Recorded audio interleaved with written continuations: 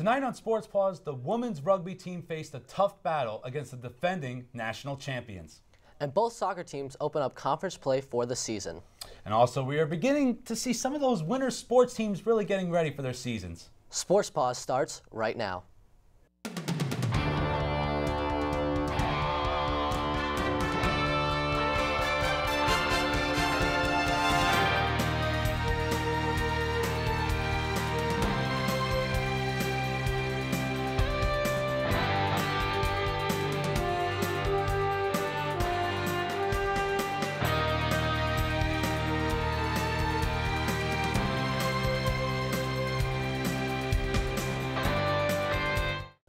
Hello everyone and welcome to Sports Paws. Along with Tom Albanese, I'm Chris Hobbs. You know, Tom, several of the fall teams were featured in big tests this week. Chris, you're absolutely right, and one of those teams was the women's rugby team as they faced its biggest test of the season.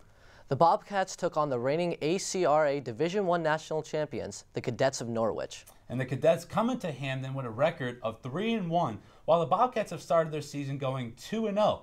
Quinnipiac's last match against Dartmouth was canceled, so the Bobcats haven't played in nearly 3 weeks. Will rust come into play? Let's head right to the field. And we're going to continue our action right here with the Quinnipiac women's rugby team taking on the Cadets of Norwich. Bobcats huddling up to get ready for this big game. Natalie Costco here, she's getting her team ready with a couple of poundits here and there. And we're going to go right to the first half where Norwich is going to strike first. As you see right here, Emily Orr is going to take the ball immediately into the end zone. There's the first try of the game. Norwich is up 5-0. Minutes later, great passing right here by the Bobcats. It goes to Natalie Costco. She gets off a defender right there, takes it down the sideline, and almost stumbles right there, but she's able to get in the end zone for the try. Quinnipiac ties it momentarily 5-5, but Anya McKeever is going to give them the lead with this conversion right here. Quinnipiac up 7-5. Well, closing out the first half here, Chris, Norwich is just going to continue to pile up on the tries. Here's a try right here. And the Cadets are going to take a 19-7 lead into the half, going right into the second half. Norwich continuing to dominate in this game. We have another try right here by Valerie McGuire, who gets the try for the Cadets. And Norwich, they're not done just yet, as we see the next play right here. Off of a couple of passes right here, the Cadets, they're going to get another try right there as she slides into the end zone. That expands their lead. And this now, Chris, is a 3-possession game. Whoa. But Quinnipiac, they're not done just yet. Eliza Cuellar right here. She's gonna, as she's falling, you see right there, Chris, and Natalie Costco, she gives it to her into the end zone for the try right there. Natalie Costco gets the Bobcats starting to creep their way back in. And now Costco is going to be part of the assist right here.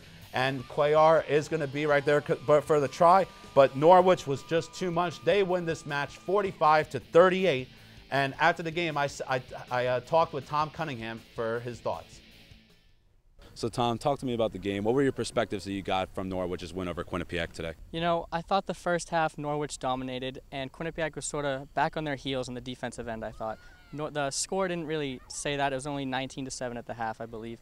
But then in the second half, Norwich really came out, and they came out strong, and Quinnipiac still remained back on their heels on defense. Norwich came out with a sense of urgency that I thought Quinnipiac didn't come out with. But then I think Quinnipiac stepped it up. They realized who they were playing, the team, that Norwich wasn't going to back down no matter what the score was, and Quinnipiac, they fought back and they showed a lot of heart. They showed a lot of character in this loss.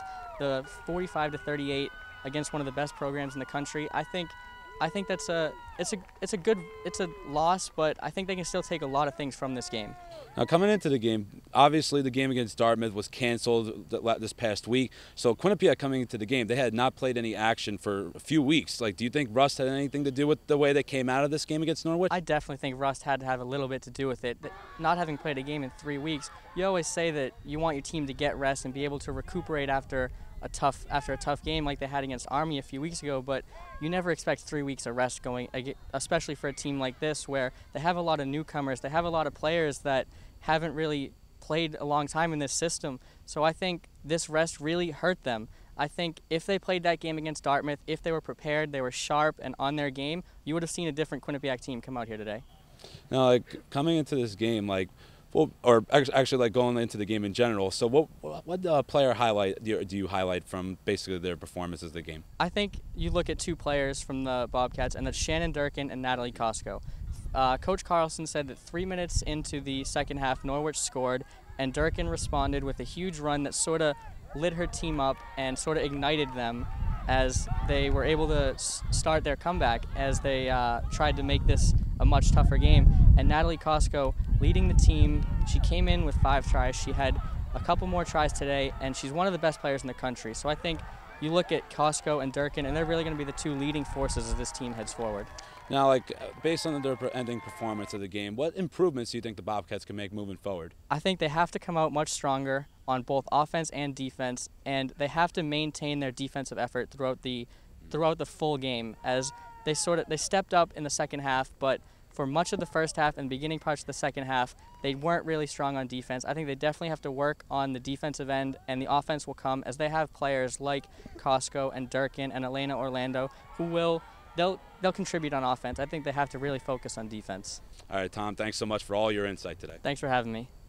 After winning at Vermont last week, the field hockey team would host the Hofstra Pride, a team that was 7-2 on the season. This would be a tough test for Megan Conboy and the Bobcats, who are entering the final home stretch of its non-conference schedule, but Quinnipiac pulled off the upset and defeated the Pride 4-2. After facing a 2-1 deficit starting the second half, the Bobcats tallied 3 unanswered goals to seal the victory. Conboy saved 8 shots, and the team improved to 3-5 on the season. And after winning its second straight game, Quinnipiac suffered a 4-1 loss to Maine University on Sunday. Bobcats came into the game with 3 first-half goals for the Bears, and they were unable to get back in the game. Maine took the 3-goal lead into the second half before Quinnipiac junior Savannah Riley scored the team's lone goal. The Bobcats suffered its 5th straight loss against Maine, and the defeat drops Quinnipiac to 3-6 on the season. Field hockey forward Danielle Allen was named the MAC Offensive Player of the Week Tuesday. Allen becomes the first Quinnipiac player to receive the honor this season. During the weekend, Allen had 2 goals and 1 assist, being credited for 3 of the team's 5 goals. Her 5 points against the Hofstra Pride in the most from a single QU player in a game since September of last year, when she tallied 7 against Holy Cross. Allen currently has 26 career goals and 68 total points, both 4th all-time in QU program history. You know, Tom, Michelle Federico is one of the players that has made an impact on the team this year, despite only being a freshman. She sure has, Chris, and Q30 Sports had a chance to sit down and talk to her about this season and how she became familiar with the sport. I've watched Yale games at Yale, I've watched Quinnipiac games at Quinnipiac, and stepping on those fields and wearing the uniforms is just, it's crazy. Like, it still hasn't really set in for me, and every game I step out, I'm like, I'm here, I can do this, and it's just one game at a time. She's probably one of the best players to graduate here. She was our first All-American, National All-American in years. She's Becca's first National All-American at Quinnipiac. So she just brought a level of talent that was so far beyond like most Connecticut players. Check out the full-length feature on next week's episode of Sports Paws.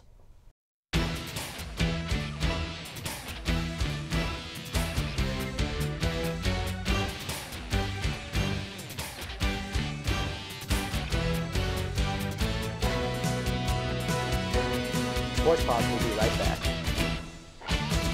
The Bobcat Shop, located at 1010 Sherman Avenue in Hamden. Your #1 choice for Bobcat merchandise. The Bobcat Shop features 2 floors of countless styles and colors. With a full 19,000 square foot screen printing and embroidery operation on the premises, Campus Customs and Simplify can design and decorate any garment or promotional product as quickly as needed. Stop in and say hi.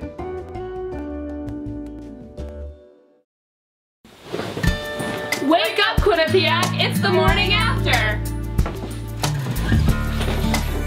Hey! Come on, guys, it's time for TMA! Let's go!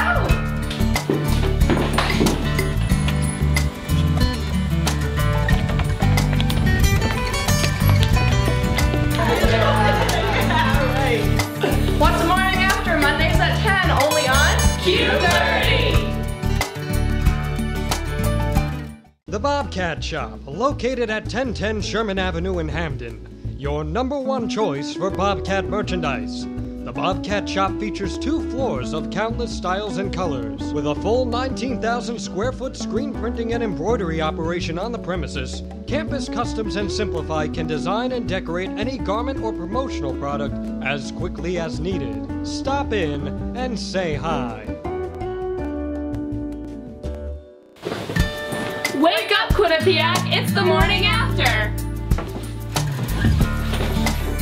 Hey! Come on, guys, it's time for TMA! Let's go!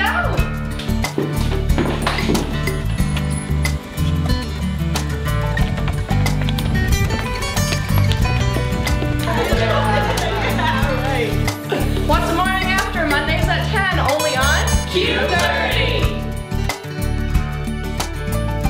The men's soccer team is approaching conference play soon, as they would take on Niagara later in the week. But before that, they would face a winless Yale Bulldogs team. Senior goaltender Borja Nagoite was one win away from tying the QU all-time leader in wins, Frederick Hall. Would he be able to tie the record? Bobcats take on the Yale Bulldogs right now, so they form into their huddle right now. We go right into the first half. Yale goes on with Oli Iceland, comes up the field, and he is just pushing down, and then he goes in for a save, but a nice save by Gorta. The tie is still 0-0. QU's now on offense and goes up and hits the post. Still a 0-0 as we continue on to the first half.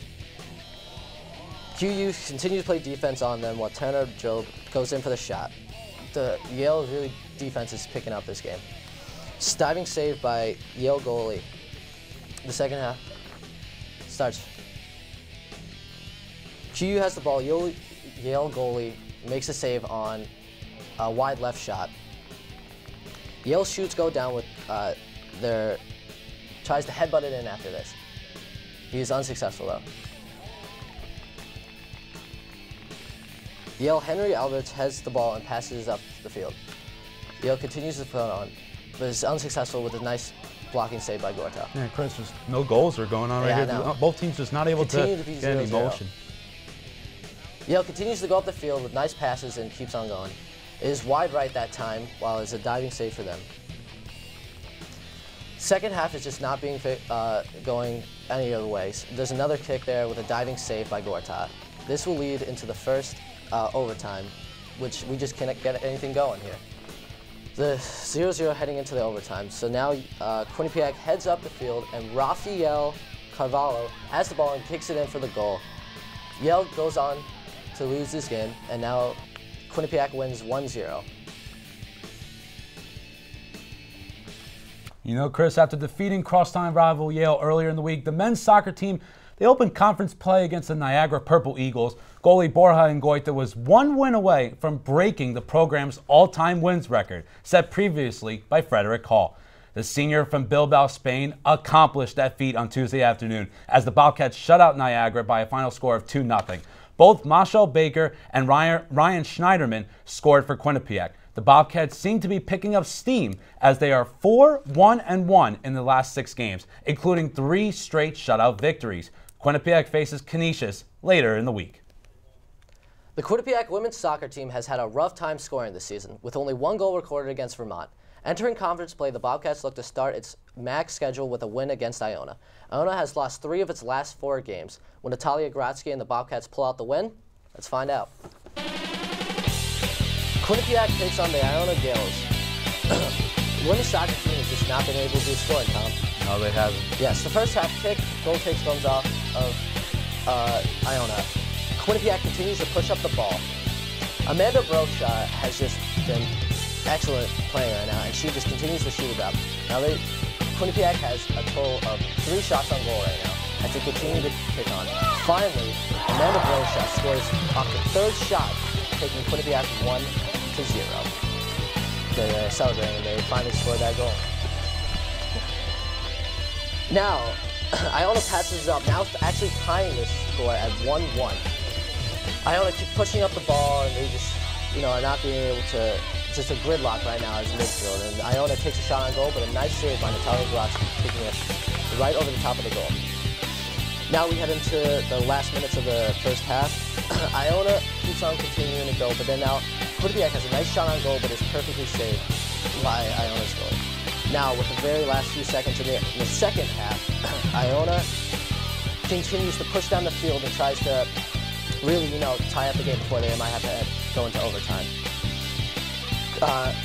Iona's Murphy shoots it in there, but then is beautifully saved right over the goal. Now we head into first overtime. Quinnipiac has a very good shot right here, but just sails right over the goal and heads into the top of the goal. Now they're forced to go into second overtime. Iona goes, they just cannot connect it. Iona goes for off the corner kick, and is tapped in, and is just forward Marissa Belty. It is picked up by Natalia Grazzi, ending the game as a tie. The Iona goes.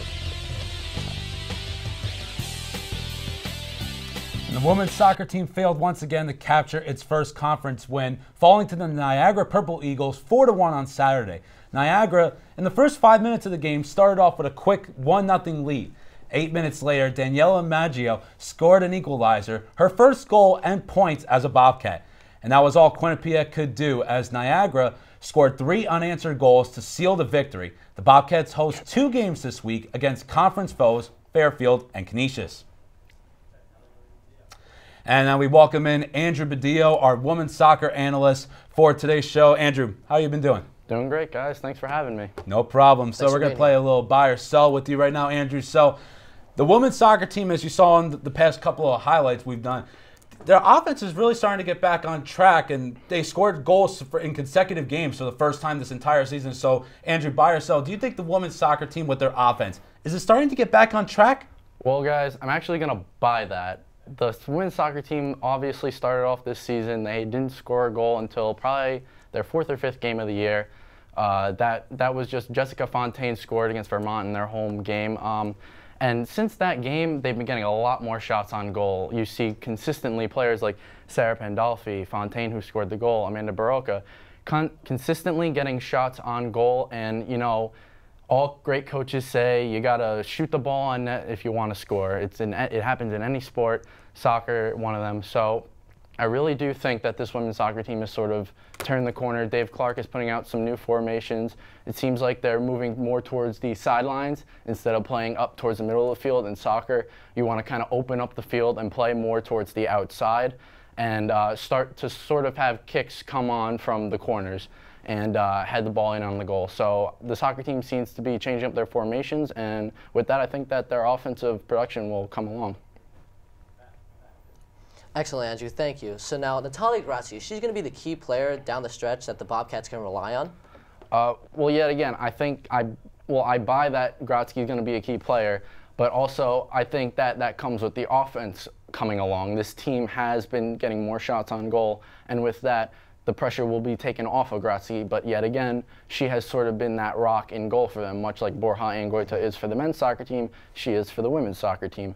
She's consistently been there. She's got a great goals against average. She's made a lot of key saves in that Iona game. Iona, after Quinnipiac took that early lead, Iona sort of came on towards the end and just peppered her with shot after shot. Again, in the Niagara game, she did give up 4 goals, but the defense sort of had an off game. The defense has been the mainstay for this women's soccer team, whereas the offense has sort of been the inconsistent component. So again, I see Grazzi as being a key player, but the offense has come along, so the pressure will be off of her. Yeah, Andrew, you make great points there in terms of the defense, and they've shown that for a majority of the season so far, and Grazzi definitely has been the rock. I love the word you chose for that one as well. So now, what I just mentioned earlier about their next upcoming homestand, 2 consecutive games against Fairfield and Canisius.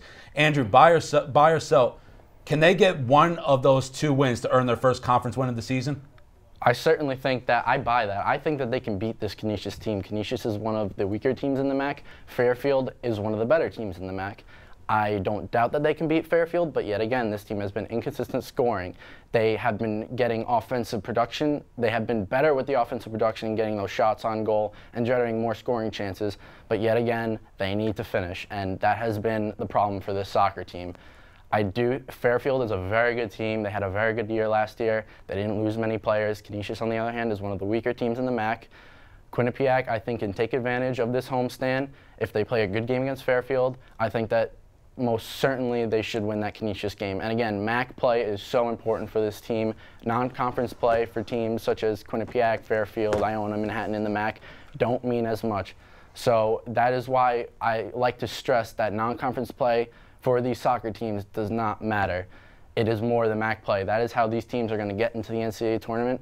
So yes, I think this game against Fairfield is crucial because they're one of the better teams, and Canisius is a very beatable team. So I think this is a very important homestand for a team that does play well at home. They beat Vermont at home. They played Iona very well at home. So I think that this team could very easily take away 2 games. Insightful, Andrew. Thank you. After a shaky start to the season, do you think, because the MAC only takes the top 6 teams, do you think that the Bobcats will be able to make that top 6? Do you buy and sell on them being able to make the MAC playoffs? Chris, I'm going to actually sell that. I don't think this team is good enough to get into the MAC playoffs. They started off the year really slow on offense, and I think right now that you're going to see, I'm selling it, but again, you're going to see within these first few games in the MAC whether this team is ready to sort of kick it into high gear and get the offense going. I'm going to look towards players like Sarah Pandolfi, Amanda Baroka, and Jess Fontaine, particularly Jess Fontaine, to get the offense going and score goals for this team. Because this MAC, they played Iona well. Iona was picked, I believe, 5th in the preseason conference standings. So Quinnipiac was 7th. So that's a team that they realistically should be even in play with. So I guess you can take that game and sort of take whatever you want out of it. It's the first game of the MAC for this team, but I'm really interested to see how this team plays against Fairfield and Canisius. I think if they put up 2 goals against, I think if they put up 1 goal against Fairfield and 2 goals against Canisius, then you'll really start to tell what this team's all about heading into MAC play, whether they can score. If this team can score an average of 2 goals per game, Grotzky's good enough in goal, I think that they can get in, but again, I'm going to sell it because I really don't think that they have enough offensive production in the end to get it done. Well, Andrew, we appreciate you being here on the show. Thanks so much for your points, and only time will tell if the Bobcats could do well on the homestand. Andrew, thanks so much for joining us. Thank you. No problem, guys. Thanks for having me.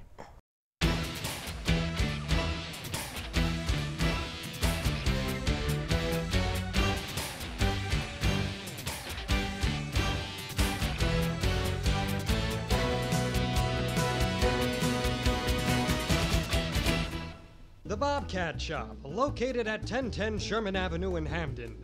Your #1 choice for Bobcat merchandise. The Bobcat Shop features 2 floors of countless styles and colors. With a full 19,000 square foot screen printing and embroidery operation on the premises, Campus Customs and Simplify can design and decorate any garment or promotional product as quickly as needed. Stop in and say hi.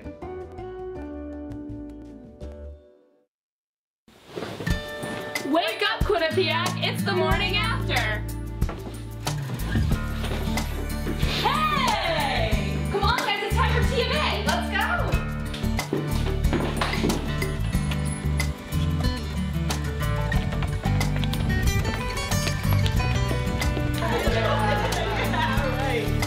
What's the morning after? Mondays at 10, only on Q30! The Bobcat Shop, located at 1010 Sherman Avenue in Hamden. Your #1 choice for Bobcat merchandise. The Bobcat Shop features 2 floors of countless styles and colors. With a full 19,000 square foot screen printing and embroidery operation on the premises, Campus Customs and Simplify can design and decorate any garment or promotional product as quickly as needed. Stop in and say hi. The Quinnipiac women's hockey team played an intra-squad scrimmage on Saturday night. The blue and gold squad shut out the Quinnipiac squad 5-0. Sophomore Emma Woods scored 3 goals. The other 2 goals were scored by junior forward Nicole Costa. The blue and gold squad won a total of 16 faceoffs while combining for 18 shots on goal. They only allowed 5 shots on goal from the Quinnipiac squad, while only losing 8 faceoffs. The team opens up its season on October 8th against the University of Connecticut Huskies. And the women's volleyball team was riding an 11-game losing streak heading into Wednesday's game on the road against the Knights of Fairleigh Dickinson. That streak would end as the Bobcats earned a 3-2 win over the Knights. Katie Uricki led the Bobcats with 19 kills, and Allison Lee contributed 16 kills in the team's win. However, that winning streak would stay at 1 as the Bobcats were swept 3 straight sets to both Fairfield and Hartford over the weekend. Quinnipiac falls to 2-13 on the season, and they will look to earn its first conference win as they welcome the Marist Red Foxes to Hamden on Saturday. The women's golf team competed in the 3-day Yale Intercollegiate over the weekend in New Haven. Day 1 of the tournament featured Nicole Scola finishing in 46th of 88 golfers with a score of 9 over par. Her score would improve the next 2 days, and she finished tied for 13th overall at 17th over par. 4 other Bobcats placed within the top 100. The team finished in 16th place. The Bobcats return to action when they compete in the Delaware State Invitational on October 5th in Maryland. Women's basketball junior guard Shanae Earl might not be playing just yet, but she's already in mid-season form. And you know, Chris, Q30 Sports obtained some video of Shayna Earl taking trick shots right after practice, including these two. One of them was near the team office, while another shot goes over the hoop and into the other. The team will start its season when they host Army on November 15th. And Chris, that will do it, and that will wrap it up for this exciting episode of Sports Paws. Don't forget to like us on Facebook and follow us on Twitter at Q30 Sports. And also don't forget to check out all the latest updates for Quinnipiac Athletics at our website, www.q30television.com. For our entire staff, I'm Chris Hobbs. And I'm Tom Albanese. Have a good night, everyone.